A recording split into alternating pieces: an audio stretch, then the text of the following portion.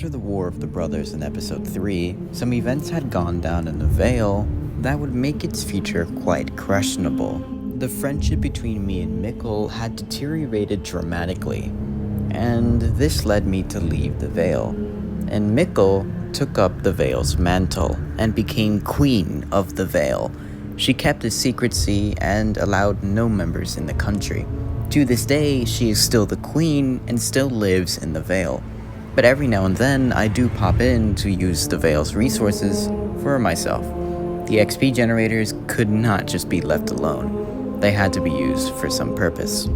After I left the Vale, I needed to give myself something to do.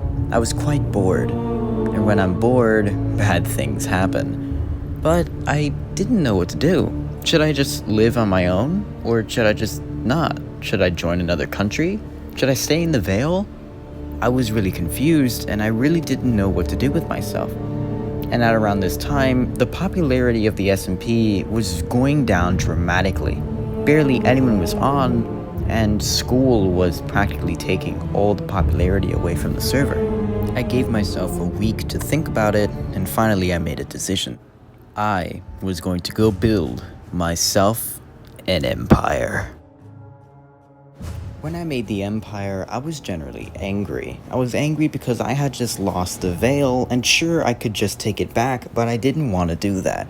I wanted to give myself more power, and I couldn't do that in an underground country. So I decided to make the empire. And the empire was quite simple. We'd show up to people's bases, demand something, and if they gave it to us, we'd give them peace. If they refused, we would give them war and death. And with this in mind, everybody was like, uh-oh, Gale's going at it again. And it was true.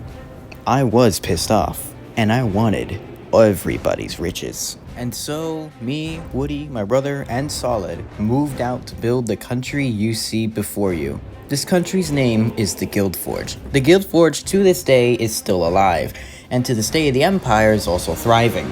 But you see, Solid decided to join us because Dullest wasn't getting on anymore. In fact, he was declared missing. He's practically our new mental man. And so the Empire started to go out to some other bases and countries and started to ask them to do their duties. And they did. Ever so slowly, the Empire started to rise, with new members practically every day. The Empire began its dramatic rise, and we really didn't even expect it. The Empire was once again thriving in another SMP, and this was, well, the peak of the Empire. Some things would go down in the future, but the Empire had, well, a lot going for it. Our idea in the beginning was to form as many alliances as we possibly could. The more friends we had, the more protected we were, and we really didn't need to worry about our country. Since we formed so many alliances, we didn't need to worry about the main country itself at all. We were perfectly protected, and even if we were raided or attacked, we would know who it was. Some people tried to raid us, but we shut it down, and we immediately got our stuff back. The Empire was finally on its inevitable rise, and we were very happy. However, if you may recall, in Lusitania after the War of the Brothers, many groups were made. You may be asking yourself, but where did they go? They couldn't have just disappeared. And well, no they didn't. In fact, Landon, Tengu, and Mito would become the three biggest kings in the server, and a conflict would begin. During chaotic times like these, there's always a way to capitalize on them. And that's what Gamer thought to himself. Gamer said, well, if everybody is not joining the Empire or the brand new kings, what if I just make my own country and have them join that? And then he went with his idea. However, he didn't make his own country. No. He took Lusitania.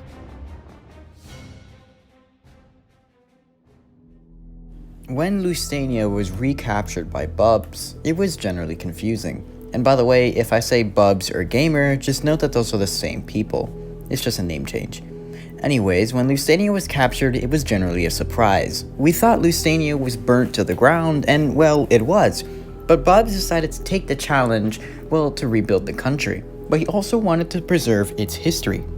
And so, for the third time in Gale SMP history, Lusitania was back. It was actually quite a surprise.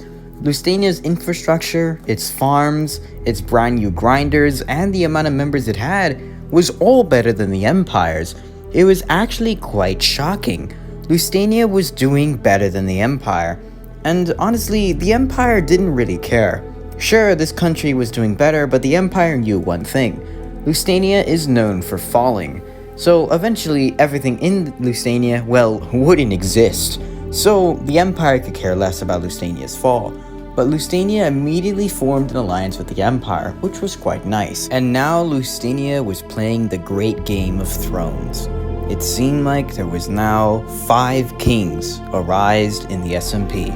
However, tensions within the server increased, and it looked like every day a war would start at any moment. It appeared that Mito, Tengu, Landon, me, and even Bubs were about to fight in the greatest war of Gale SMP history. A war that included breaking trust, breaking friendships, and, well, plenty of battles and plenty of betrayals. However, before the bad times, there's usually good times. And, well, let's talk about the good times. Introducing Chapter 16, The Rise of the Kings.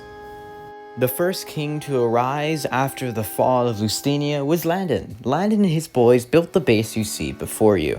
Now, of course, currently this base has fallen, but it used to be a beautiful base, with him, his brother, Dark Demon, Immortal, Sparks, and in the future, Mito.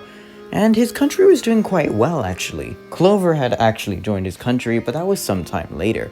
His country was doing decent. It wasn't really considered a country, it's more like a base, but we just say country for fun. His base was doing pretty well, actually. He got a decent amount of supplies, didn't have as many farms, but he did have a massive amount of villagers. He had this box area where he'd contain at least double-digit villagers, where he'd get plenty of trades. He got his diamond armor, and he was working towards netherite. Now this was the first king, on to the second. The second king to arise after the fall of Lusitania was actually Mito, surprisingly. You see, Mito at first didn't really have a place to go, so he kind of just built his sky base literally right next to Landon's country. It was a very weird move, but none of us had actually predicted it. I always told Mito I knew his base was just to scare him, but it was never true. But his base is actually surprisingly good. It's the best farm created in Season 3 history. However, the Empire will outmatch this very soon. It's the best farm in Season 3 history. It was, the members of the country were actually him and Clover, and that's really it. He didn't really have much when it came to members, but he really did grind.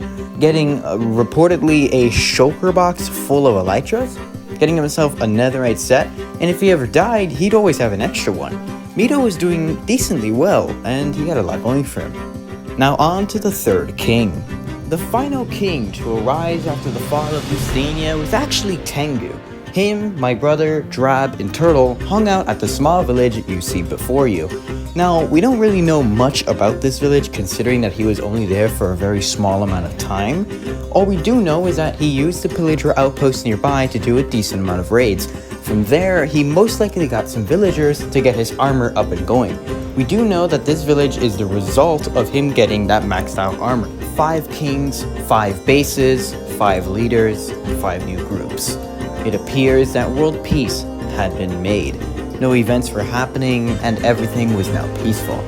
However, episode 4 is a build-up to the greatest episode I will ever make, episode 5. This episode will contain heavy action, and I think might be the longest episode ever made. I really hope you enjoyed. I know this one's a little bit boring, but it's a build-up. Thank you guys. Goodbye.